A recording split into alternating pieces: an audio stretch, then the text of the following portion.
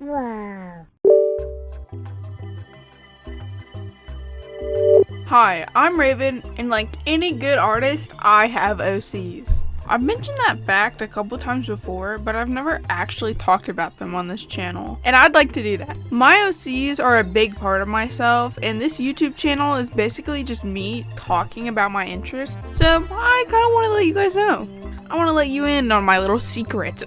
For a little context, Starstruck is my current passion project, but it only exists in my head, a couple Pinterest board, and my notes app at the moment. I'm planning on eventually making it into a comic, but the story will probably change a bunch between now and when I actually finish all my ideas. So I'm pretty comfortable talking about my ideas right now. Like, it's super early process stuff, and I've always been more of a character creator than a story creator, but I love my OCs so much, I just want to give them a good story. Starstruck, named after the band that my main character is in, is a world that's basically the same as our own. But I'm thinking of having a small population of mythical creatures and monsters. Werewolves, mermaids, vampires, and ghosts are just a few examples of what I eventually want to add. Also, I'm thinking of eventually leading into an apocalypse kind of scenario. And, you know, all of that big plot stuff sounds cool and all, but the main thing I'm actually interested in is the character interactions. I've noticed a lot of pieces of media nowadays are very plot and action focused rather than character focused, and I tend to enjoy the character stuff way more. Don't get me wrong, I love a good Spider-Man movie, but my favorite parts of them are always the small character moments, and the stuff you can really connect to that changes both your understanding of the characters and the plot. I guess I just like it when the people in the story move the plot rather than the plot moving the people, if that makes sense. You know, I've been spending a lot of time yapping about characters, but I actually haven't introduced my favorite little creature.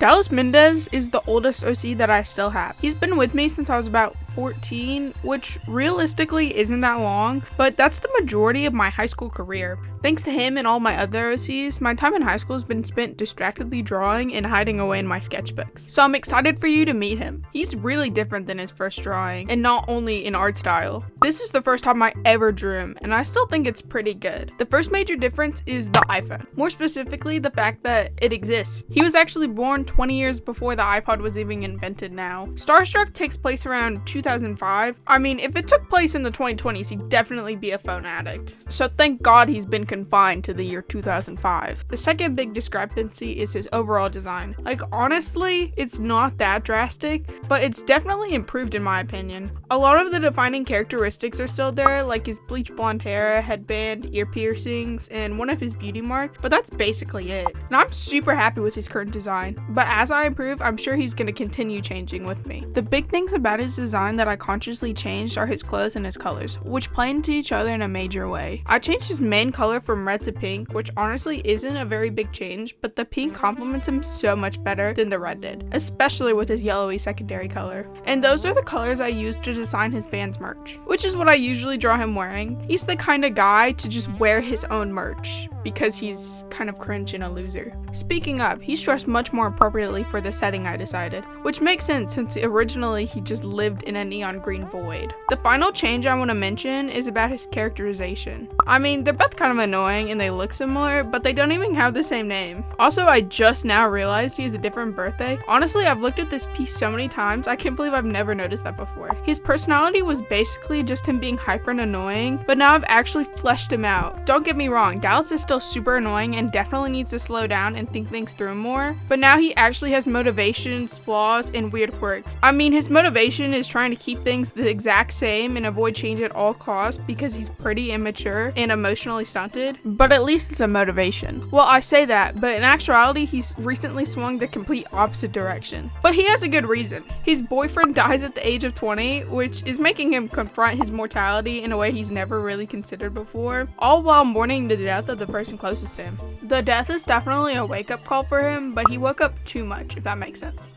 He's realizing he doesn't want to work at fucking Sonic for minimum wage in Illinois for the rest of his life. Honestly, I don't know if that Sonic thing is gonna stick, but I think it's really funny to make him work there. And it's 2005, so he definitely wears the roller skates. I know I'm joking a lot, but he's struggling really bad at the start of the story, but his friends are there to help. If you asked him, his friends are probably the most important thing to him. They're definitely his number one priority at the moment. I want to go into the relationships with him and my other characters, and for most of them, you're probably not going to know anything about them, but just stick with me. Dallas is originally from New Mexico, but he moved to Illinois when he was about 8 or 9 because his mom found better work there. And another factor of their move was the better education quality. His mom just wanted him to have a better life than she had, so she's doing all that she can as a single mother. Right around the time of the move, Dallas met Dava. Dava lived a couple doors down from them, and he's a couple years younger than Dallas, but they still played regularly. Since Dallas has a summer birthday, he's usually the youngest of his age group, so he really enjoyed being a mentor figure to Dava, even though it's only a 2-year difference. He also met Mercedes during this time since they went to the same private elementary school, but they didn't start getting close until they were in middle school. Like I said before, he's kind of a loser, so he just met the rest of his friends through those two. Dawa introduced him to Kimmy, who introduced him to Chris, and Mercedes introduced him to Noor. Mercedes is also important for introducing the main 6 to my other 6 characters. I'll probably talk about them more in a different video though. Dallas loves his friends, but he also really loves his mom. He's such a mama's boy. He's an only child and he doesn't really have access to his father, so him and his mom are super close. And Cecilia Mendes definitely coddles her son a little bit. They got closer within the past few years. I mean, he was an asshole teen for a while, but like, who gets along with their mom as a teenager? Speaking of his teen years, his biggest hobby is all things music. He plays the guitar and he's a major fanboy of all of the bands that are popular around this time, like Blink-182, Green Day, Weezer, Thursday, All American Reject, you know, that kind of third wave emo-y post-punk pop bullshit. I think I mentioned briefly that he was in a band, but it's actually a huge part of his life. He wanted to be in a band since he was a kid, watching MTV and borrowing CDs from the mall. So the summer after he graduated, he got Dava to form a band with him, and eventually Kimmy and Chris joined them. I think they sound similar to early Fall Out Boy and all the bands I mentioned before, but they also have some nu metal influences because both Chris and Kimmy really like nu metal. I should probably mention Dallas isn't even the lead of the band, it's Kimmy. Kimmy is on vocals, Dallas is just lead guitar, then Chris is on bass, and Dava's on drums. Music is a big part of all of my OC's lives because it's a big part of mine. I'm a music fanboy, and music subculture is something I'm really into. You may not be able to tell this based off my channel, but I'm emo. Most of the music I listen to is from the 90s and the aughties, or based off the music from that time. I love grungy, weird stuff, and anything that falls under the emo umbrella, I probably listen to. I know, this may be a lot, but it's the truth. And I need to live my truth. Anyway, Dallas was originally based off 2 albums that I still have a lot of love for, but I mean, my music taste has changed a lot since I was 14. But these ones are actually still really good. The first is A Constant State of Ohio by Lincoln. I think Saint Bernard got popular on like TikTok or something for a while. I don't really remember. It's been a minute since I even had TikTok, so. How I Survived Bobby Mackey's Personal Hell is probably the biggest inspiration for Dallas's first art, but I took a lot of stuff from the whole album in general. I could go more into detail, but then we'd be here for a million years. The second album is Konami Code by Arcadia Gray. The 2 albums have completely different vibes, but Konami Code more influenced how he looked rather than just his lore. Honestly, I got super obsessed with this album for a while, and I kept imagining this specific character, and he had certain features that really interested me, so I just drew him. And that's how my Pookie Wookie Bear was created. When 2 albums love each other very, very much, Peachieraven makes an OC. You're probably a little bit curious about what I'm actually drawing in the speed paint, and it's Dallas's updated art fight character sheet. Well, I guess it's not just an art fight character sheet, but that's like the reason I'm creating it. And I think I'm going to do another art fight hit list, and if I am, that's probably in the description if you want to sign up for that. I'm actually so proud of how this piece turned out. I think it's one of my best character sheets I've ever made, and probably one of the best pieces I've made recently. I want to explain the flags a little bit. So the first flag in the top left of the little grouping of flags is going to be the place they're born. Then the second in the top right is their ethnicity. And then the bottom 1 or 2 is sexuality and gender flags, which is a bit different than how I did it last year. I don't think there's too much I want to say that I didn't say on the art fight profile, or that you can't just see through looking at the character sheet. I mean, it's a character sheet, it's pretty self-explanatory. I've never actually done an expression sheet before for a character, so I don't know if there's anything specific you're meant to do, but I kind of just wanted to draw Dallas a bunch, and I haven't drawn him having strong emotions except for happy in a while, so I just wanted to see if I could do that. That's not really the words I'm looking for, but that's like the best way I could describe that. I went over him as a character a lot before, but I kind of want to get into his plot. I explained how his boyfriend died, but the thing that really puts salt in his wound is that he was uninvited from the funeral. The funeral's being paid for by Dallas's boyfriend's family, so they have the last say in it rather than the people who are actually close to Dallas's boyfriend. And I'm calling him Dallas's boyfriend. He does have a name, but I don't want to make this about him. And when this news is broken to him, he kind of starts spiraling. And that's what really changes his motivational arc in the first part of the story. And then I'm thinking of just like making him run away, like completely run away from all of his responsibility and running away from the fact that he has to grieve and the fact that he has to confront his emotions before he can move on from them. He's just leaving all of it and running away.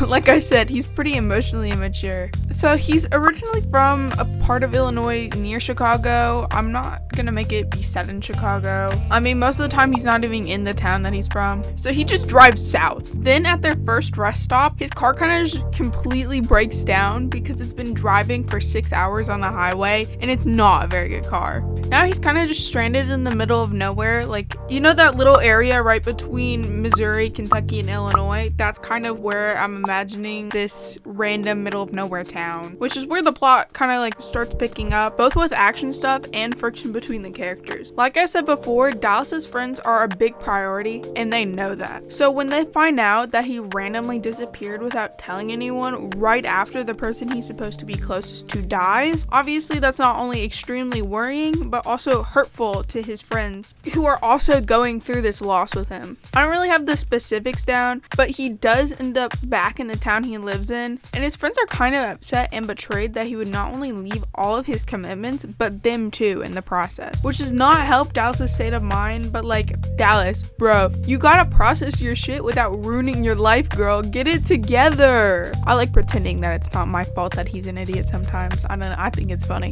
Anyway, he does end up locking in after a lot of drama. And his band, remember the band? The big thing that the story's named after, the band? Yeah, so they had begun to pick up some steam in the local scene before Dallas ran away and everything. And they had started doing little underground shows. Eventually they end up back at / near the little town Dallas had gotten stranded in like less than a month ago at this point. So while they're down there, stuff happens, and then more stuff happens, and then some other stuff happens. I'm not really sure. And before you kill me, I did say at the start this is like a little pet project. I'm a very busy person. Yes, playing video games and watching TV shows counts as being busy. Let me be. I have more fun making my little characters kiss than writing actual things about them. I'm only human. Anyway, I should probably talk about the actual piece, huh? This is a really bad habit. I gotta stop leaving this for the very last second. Anyway, I really like how all these little faces turned out. I like the Gry one a lot. He looks like a wet cat and a sad dog at the same time. I really cooked with that one. I think they're all just super cute, and I love Dallas. He's my little Pookie Wookie bear. What can I say? So I didn't really have a natural way to segue into some of the extra things I drew, like this. Bam! Dallas Mendes gender swap. See, where else was I supposed to put that during this intense lore dump? And you know what? You deserve some silly shit for sitting through this whole thing. Like, watch this. Bam! Dallas spin! Should I put that in the part where I was telling you he doesn't know how to cope with his emotions despite being a grown-ass man? Actually, maybe. That might have been funny. Whatever. Doesn't matter. You know what my favorite thing is while listening to people talk about their OCs? Voice claims. Oh, how I love voice claims. Dallas has had a few voice claims during the time I've had them, but I don't think any fit as well as the one I've actually chosen. And obviously anything said in this video is very concrete and it'll never change, and all of this is stuck the way it's going to be forever and ever. So this is the final voice claim and there's no pressure on me for that. Anyway. Do you think it's some kind of deranged lunatic with an axe waiting out there in the darkness for innocent victims? No, I just want to wallow in misery. I'm just a guy, I guess. I don't know. I don't really like labels. I'm just sort of like myself, you know? This guy sounds loony. Maybe we should make a break for it. Well, see you around, guys. Bye.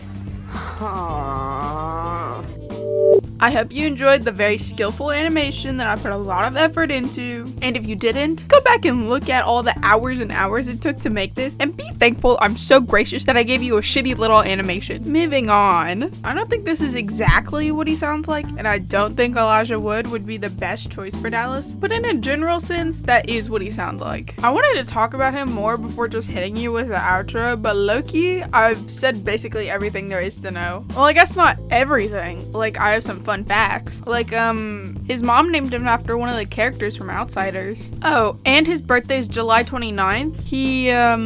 His love language is quality time. He likes cheesecake. I don't know, leave me alone. If you enjoyed hearing about Dallas, let me know by liking and subscribing. If this gets a certain number of likes, I'll make more videos about my characters. Who am I kidding? I'll do that anyway. Still like the video though. If you want to learn more about him and or see other images of him, I'll leave a link to his Artfight profile and a link to his unveil in the description, which I hope I have remembered to update by the time this goes out. You can also comment below and I'll answer pretty much anything about him, not in general. Like, if you ask me a math problem, I probably won't know. Oh, and while you're down in the description, you can also commission me. I opened my commissions last month because I start college in the fall and I'd like to have something in my bank account before I'm hit with debt. On a lighter note, my Artfight hit list is also down there. I know it's a bit early. I'm honestly hoping that no one actually signs up at this point, but it's there. That's basically all I have to say. So thank you so much for watching and I'll see you again soon.